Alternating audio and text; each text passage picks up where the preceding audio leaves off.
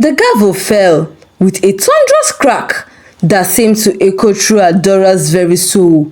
She stared across the bench of the Lagos High Court, her heart hammering against her ribs as she studied the face of the judge who would decide her fate. The angular jawline, the deep-set brown eyes, the small scar just above the left eyebrow, features she had memorized 30 years ago when they belonged to a 1-year-old baby boy she kissed goodbye at Alaba Market. Justice Okoro Okorafor adjusted his black robes and cleared his throat, unaware that the woman standing before him was the mother who abandoned him 3 decades ago. Adora's knees buckled slightly as the realization hit her like a thunderbolt. Infant she had left crying outside the busy market stalls had grown into the very man who now held her future in his hands. Her son, her firstborn, was about to judge her for fraud charges that could send her to prison for 15 years. The irony was so cruel. It felt orchestrated by the gods themselves. Adaora gripped the defendant's rail with trembling fingers, her mouth dry as sawdust. How could fate be so twisted? How could the child she had abandoned in desperate poverty now sit in judgment over her, wearing the robes of justice she had never been able to afford for herself? 30 years melted away as Adaora stared at her son's face. She was 19 again, standing in the chaos of Alaba Market in Lagos, holding a crying baby she couldn't feed. The memory crashed over her like the monsoon rains that flooded the streets of her childhood in Onitsha. Her husband had abandoned them, leaving behind only death and empty promises. Her family had disowned her for the shame of bearing a child out of wedlock. She had been alone, desperate and starving. The smell of roasted plantains and diesel fumes from the market filled her nostrils even now. 30 years later in this sterile courtroom, she remembered kissing Emeka's forehead one last time, whispering promises she knew she couldn't keep, and walking away as his cries grew fainter behind her. She had told herself it was mercy, that someone with more money, more love, more hope would find him and give him the life she never could. As Justice Okafor shuffled through the case files with practiced efficiency, Adaora saw that her desperate gamble had paid off. Her son had not only survived, but thrived. He had become everything she had dreamed he might be in the hands of someone better than her.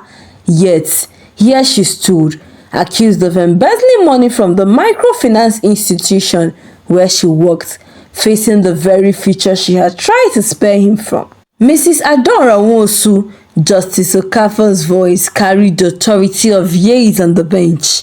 You stand accused of embezzling 2 million naira from Assurance Microfinance Bank. How do you plead? His eyes met hers briefly, and for a terrifying moment, Adaora wondered if some prima recognition might flicker. But Emeka's gaze was professional, distant, showing no hint of the bond that had once connected them.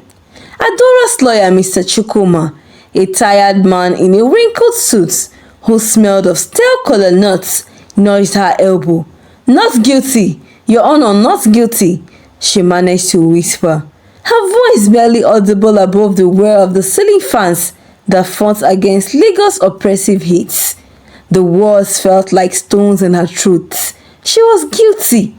Guilty of the theft, guilty of abandonment, guilty of standing before her own son without the courage to reveal the truth. The courtroom was packed with spectators.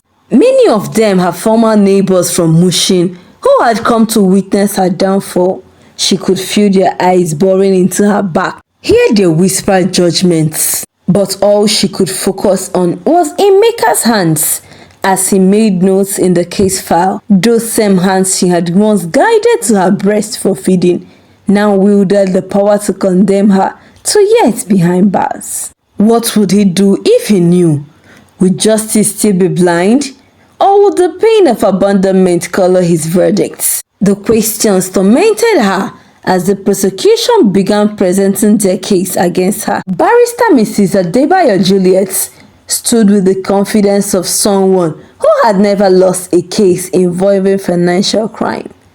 Her voice rang clear through the courtroom as she painted Adaora as a calculating thief who had betrayed the trust of poor market women who had saved their meager earnings with Assurance Microfinance Bank.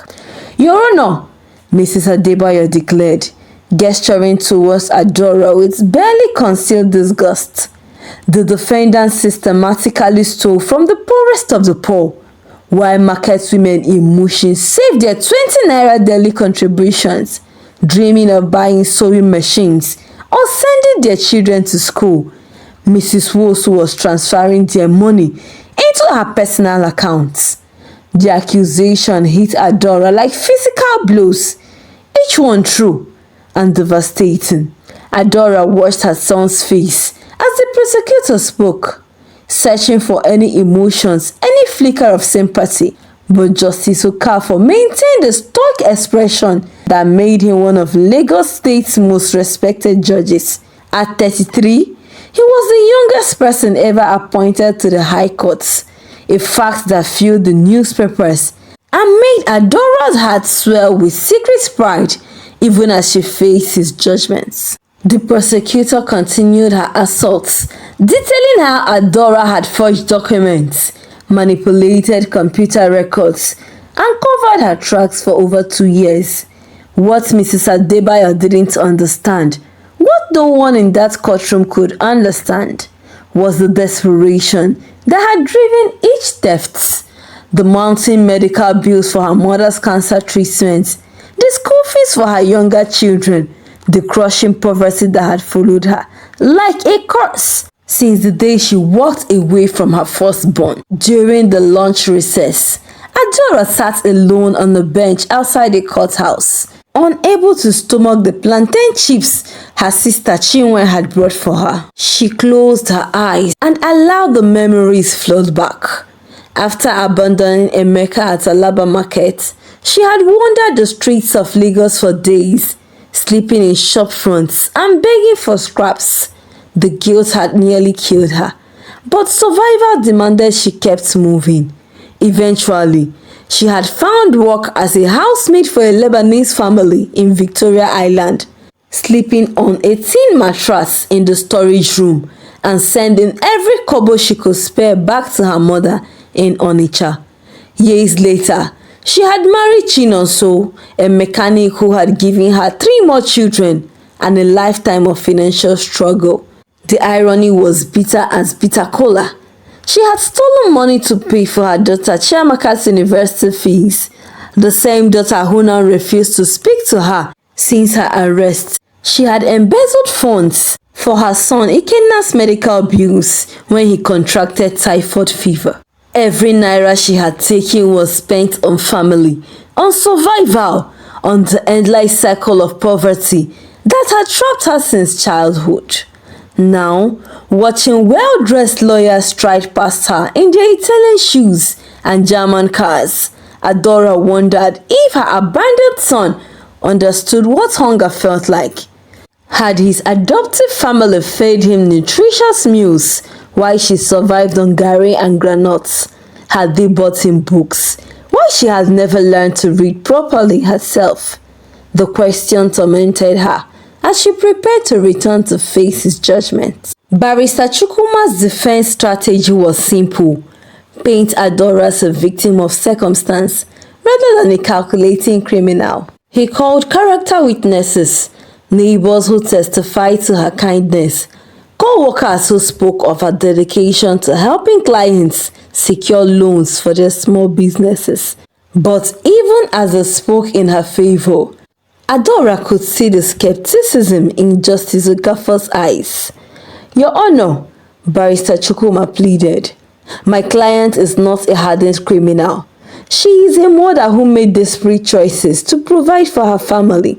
The money she took was used for medical bills, school fees, and basic survival, not for personal luxury or greed." His words were true, but Adaora Adora knew they sounded like excuses in the face of the evidence against her. Justice Okafor listened impassively, occasionally making notes or asking clarifying questions. His voice remained steady and professional, giving no hint of whether the defense was swaying him. Adora found herself studying his mannerism, looking for traces of the baby she had once known. The way he rubbed his temple when concentrating reminded her of how he used to rub his eyes when he was sleepy. The slight tilt of head when listening was exactly the same gestures he had made as an infant when she sung to him. Each similarity was a knife in her heart. This brilliant, accomplished man was her flesh and blood, yet she was as much a stranger to him as any other defendant who had appeared before his bench. The cruelest part was knowing that her abandonment had perhaps saved him from her cursed life of poverty and crime. If she had kept him, would he now be sitting in the defendant chair instead of behind the judge's bench? She asked herself. On the third day of trial, Barrister Adebayo called a witness that made Adeora's blood run cold. Mrs. Beatrice Okonkwo, an elderly woman who had been one of Assurance's first clients, struggled to the witness stand with the aid of a walking stick. Her testimony would be devastating. She was one of the market women whose savings had been stolen. "She took my money," Mrs. Okonkwo said, pointing a finger at Adaora. 200,000 naira I see for 3 years to buy goods for my stall in Balogun Market. She told me my money was safe, that it was growing with interest, but she stole it to pay for her family's luxury. The accusation hung in the air like incense smoke, choking and inescapable. Adaora wanted to scream that there was no luxury, only survival.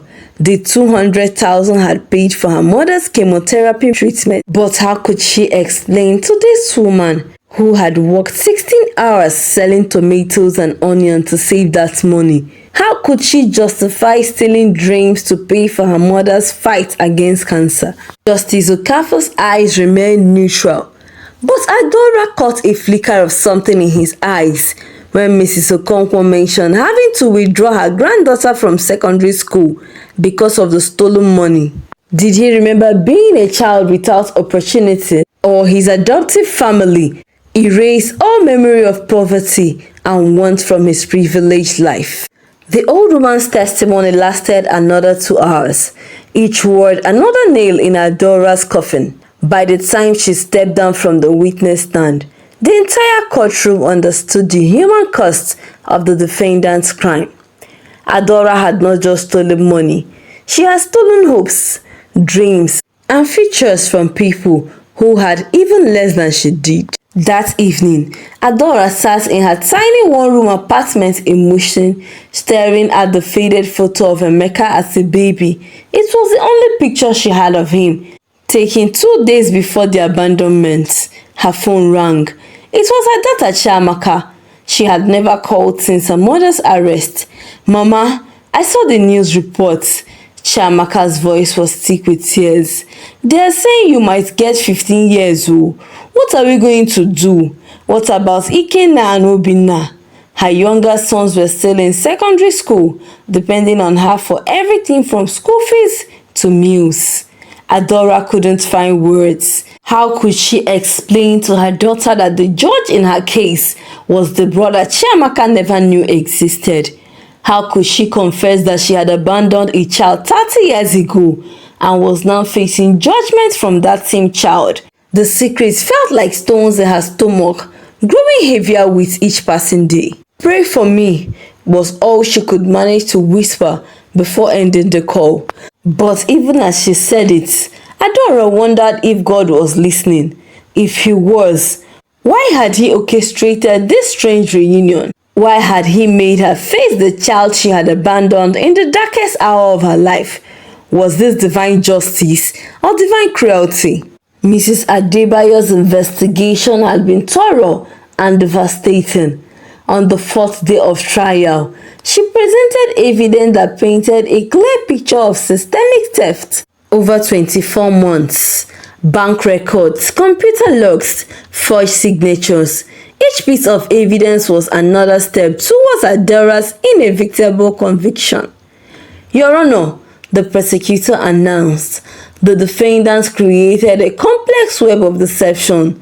She would approve loans that didn't exist, recording them in the official books, while transferring the money to her personal account. She even forged the signatures of the borrowers who never received a single naira. The methodological presentation of evidence was crushing in its thoroughness. Adaora watched Justice Okafor's face as each piece of evidence was presented.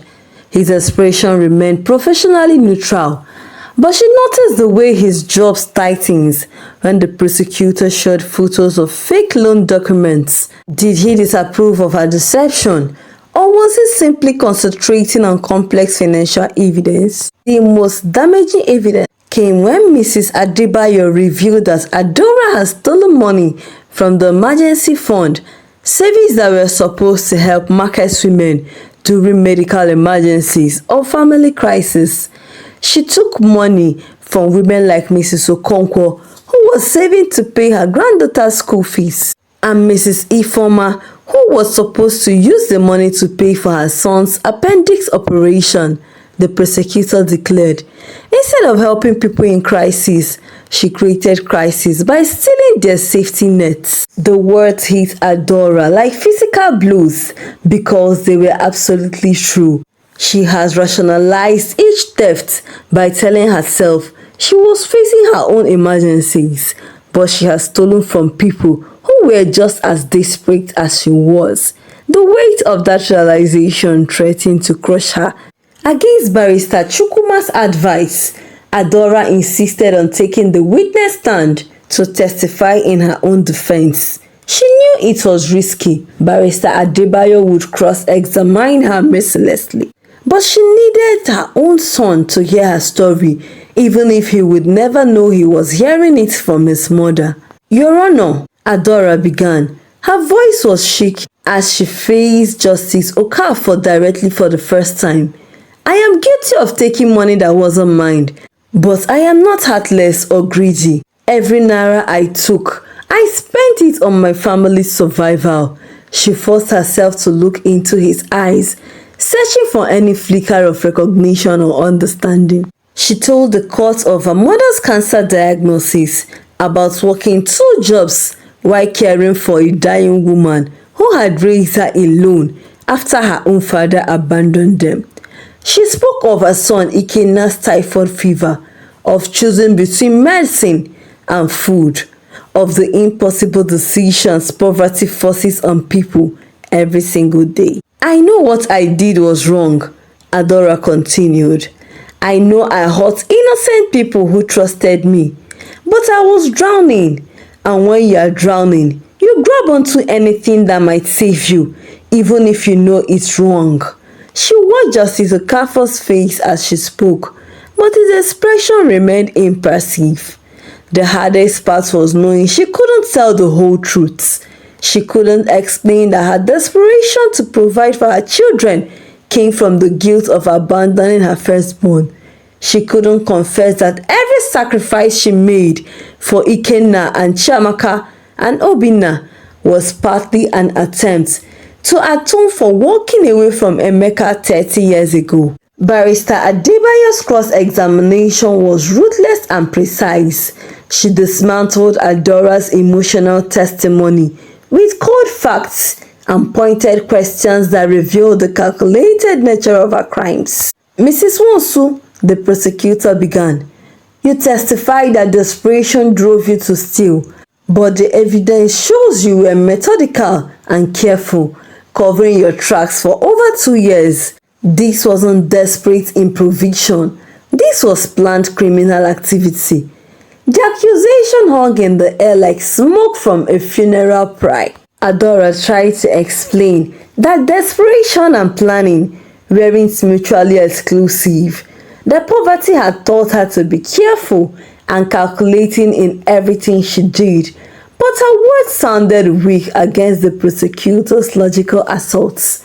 How could she make people understand that the poor often had to be more cunning than the rich just to survive? You claim you stole to pay medical bills, Barrister Debayo continued, but the evidence showed you also spent stolen money on your daughter's wedding expenses. Was this medical emergency? The question was devastating because it was partially true. She had used some of the money for family celebration, telling herself that her children deserve joy even in poverty. Throughout the brutal questioning, Adaora kept glancing at Justice Okafor, hoping to see more softness in his expression, but he maintained his professional demeanor, asking only technical questions about dates and amounts. The son she had given birth to might as well have been a stranger, showing no mercy than any other judge faced with the clear evidence of guilt. By the time she stepped down from the witness stand, Adaora felt completely defeated. The cross-examination had stripped her away of her justification and left her exposed as exactly what the prosecution claimed, a calculating thief who had betrayed the trust of vulnerable people. That night, unable to sleep, Adaora walked through the empty streets of Mushin towards Alaba markets. The journey took her 2 hours on foot, past sleeping vendors and clothes shops, through neighborhoods that smelled of wood smoke and dreams deferred. She needed to see the place where she had made the most devastating decision of her life. Alaba market at 3 a.m. was a ghost of the daytime self. Adaora found the corner where she remembered leaving Emeka, now occupied by a phone repair shop. She sat on the concrete steps and allowed herself to cry for the first time since her trial began. She pulled out her phone and searched for news and articles about Justice Okafor. The internet revealed a success story that made her heart swell with pride, even as it broke with regret. Adopted by a wealthy Igbo family in Abuja, educated at the best schools, law degree from the University of Cambridge, appointed to the High Court at record-breaking young age, he had married a fellow lawyer and had 2 children. He lived in a mansion in Ikoyi. The articles painted Justice Okafor as a principled judge known for his fairness and refusal to accept bribes, qualities that made Adaora proud but also terrified. If Emeka was truly incorruptible, her fate was sealed regardless of her blood relationship. His integrity, the very quality that made him an excellent judge, would likely lead to her conviction. As dawn broke over Lagos, Adaora made a decision that would change everything. She would tell him the truth before he rendered his verdict. Whatever the consequences, she couldn't let him judge her without knowing who she really was. Adaora spent the entire day writing and rewriting a letter to Justice Okafor. Each version felt inadequate to contain 30 years of guilt, love, and regrets. How do you explain to someone that you are the mother who abandoned them? How do you ask for understanding from a child you failed in the most fundamental way possible? Her final version was simple and direct. Your Honor, I am writing to inform you of something that might affect your judgment in my case. 30 years ago, I gave birth to a son at the Lagos University Teaching Hospital. I was 19, unmarried and desperate.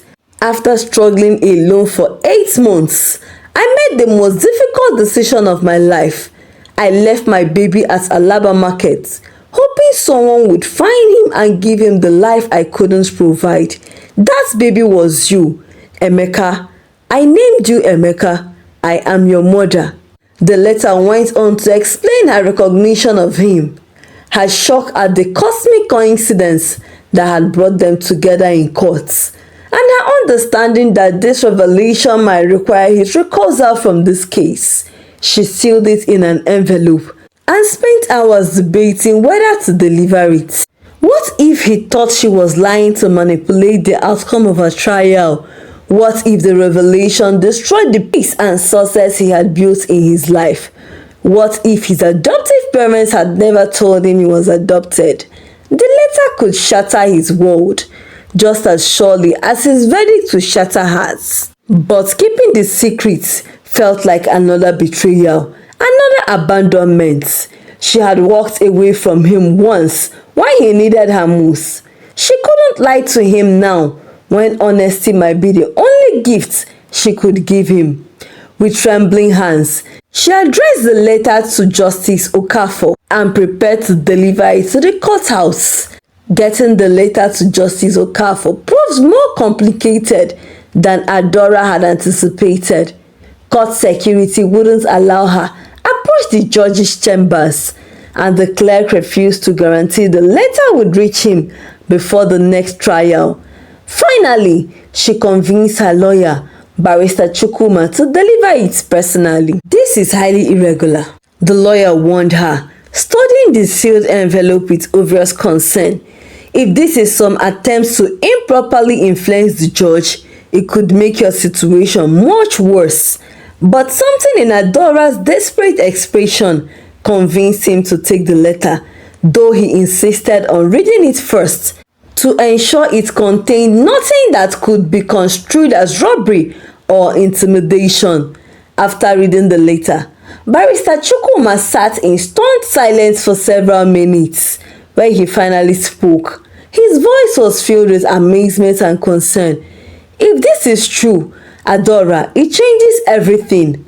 The judge will have to recuse himself from this case, and you will face a new judge who knows nothing about you. That could be better or worse. There is no way to predict.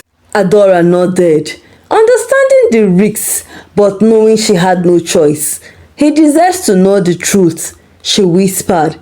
Whatever happens to me, he deserves to know who his true mother is.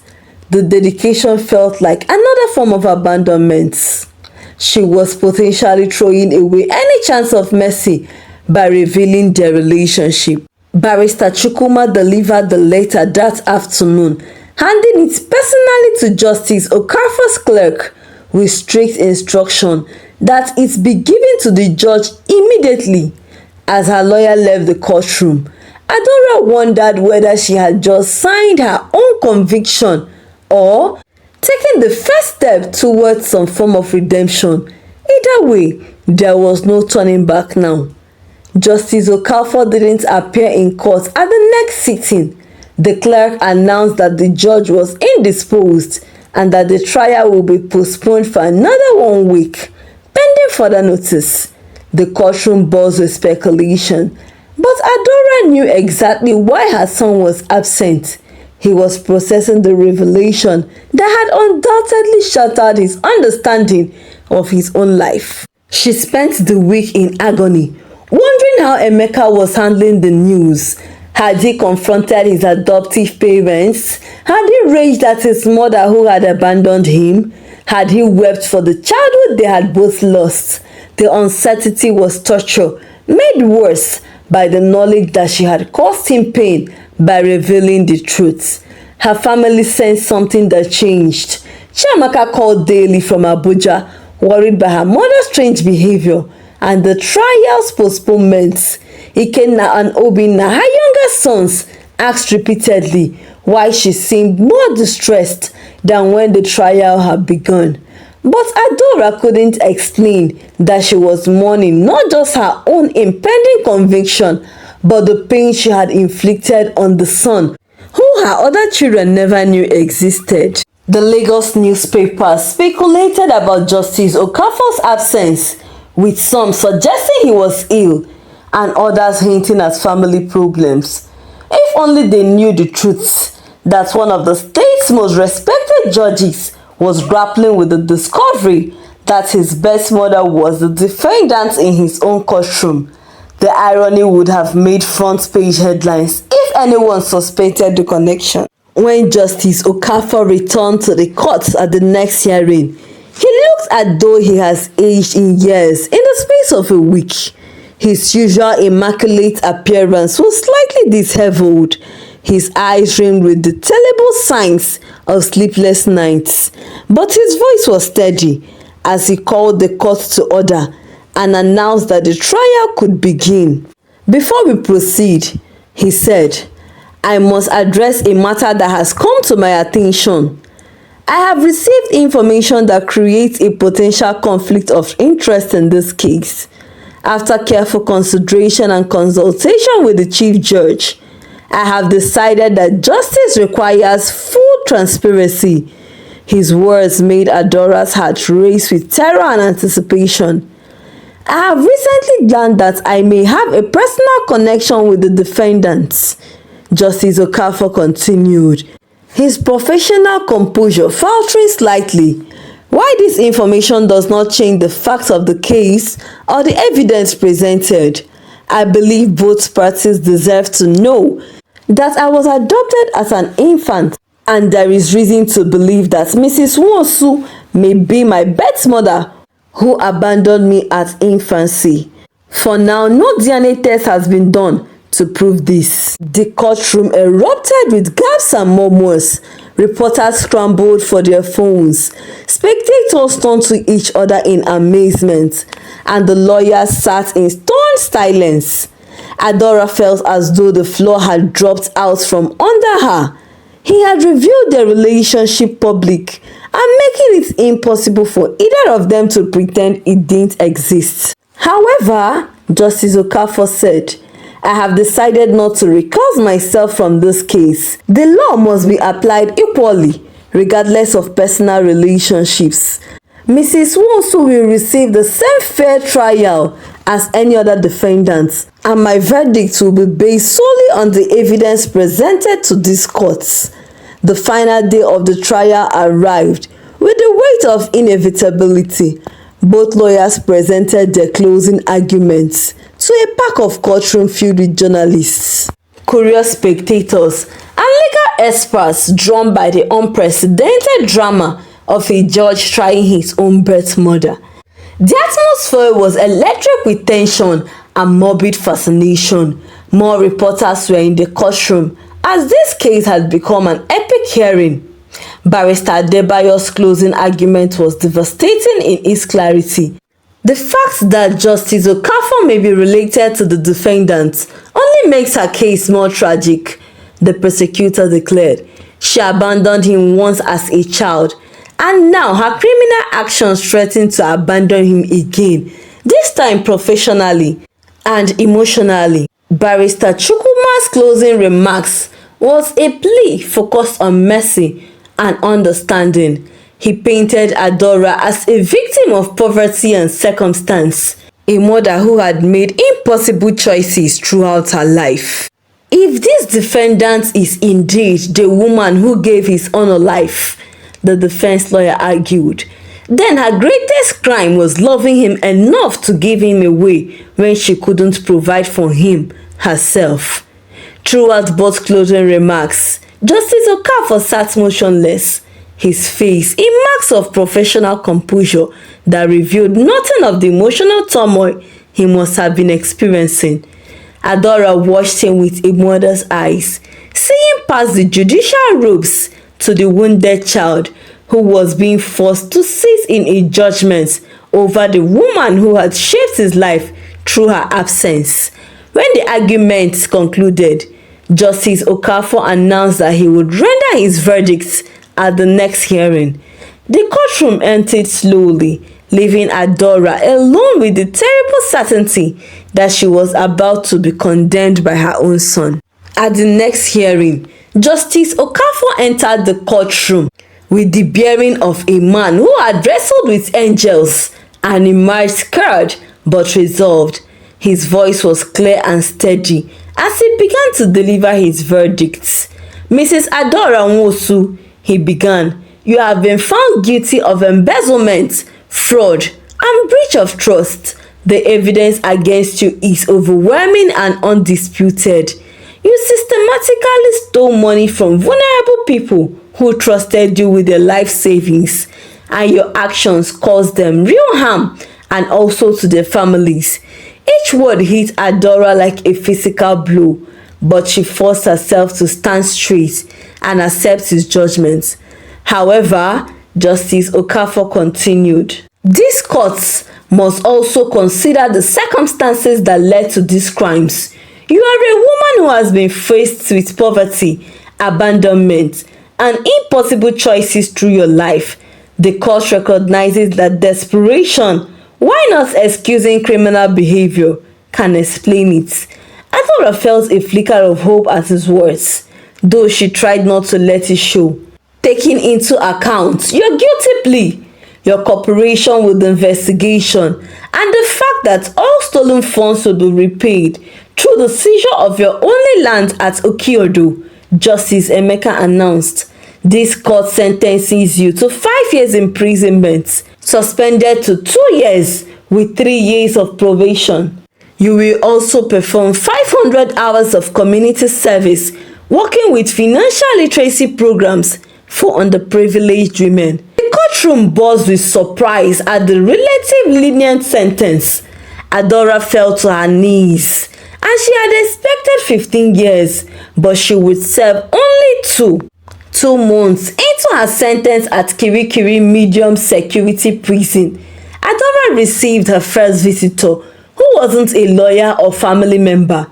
Justice Okafor sat across from her in the prison's visiting room, looking uncomfortable in his civilian clothes. "I needed to see you," he said quietly. "I need to understand why you did it. Not the crimes, but the abandonments. My adoptive parents told me the truth after your letter. They always planned to tell me when I was older, but somehow the right time never came." His voice carried no anger, only a deep sadness that made Adaora's heart ache. "I was 19 and stupid," she whispered, tears streaming down her face. "I thought someone better than me would find you and love you the way you deserve to be loved. They did love me. The Okorafors gave me everything: education, opportunity, stability." He paused. "I understand now that you gave me away because you loved me, not because you didn't. I can't promise you forgiveness now, but I will try. When you are released, if you want to know your grandchildren, I would like them to meet you." Adaora was bustling with a mix of emotions, joy and pain at the same time. Adaora was released from prison after serving 18 months, her sentence reduced for good behavior and her work in teaching fellow inmates arithmetics. Her daughter Chiamaka was waiting for her at the prison gate, alongside her 2 other sons, Ikenna and Obinna. The reunion was emotional and complicated. Her children had struggled with the revelation about their older brother and their mother's crimes, but love and forgiveness had ultimately prevailed over shame and anger. 6 months after her release, Emeka invited her to his home in Ikoyi for a Sunday dinner, meeting her grandchildren. 8-year-old Adamma and 5-year-old Chinedu was simultaneously joyful and heartbreaking. The relationship with her eldest son would always be complicated, marked by pain of separation and the scar of abandonment.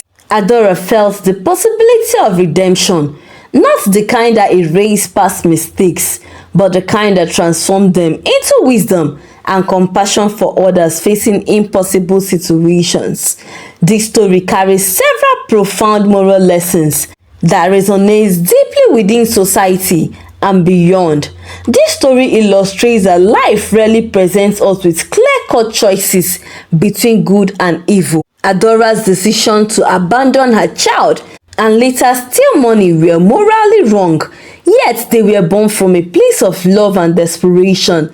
The complexity reminds us to approach judgment with humility and compassion, understanding that desperate circumstances can drive good people to make terrible choices. Poverty is not just about lacking money, it's about lacking choices. May we not be found in poverty's grip. Despite 30 years of separation, the pain of abandonment, the bond between mother and child proved unbreakable. This story celebrates the sacrificial universal love of mothers while also examining the complex consequences of those sacrifices. It suggests that love sometimes requires making painful choices, but those choices should not define us forever. Subscribe to this channel if you haven't done so by now. Like, share and comment. Till I bring you another interesting African story. God bless you.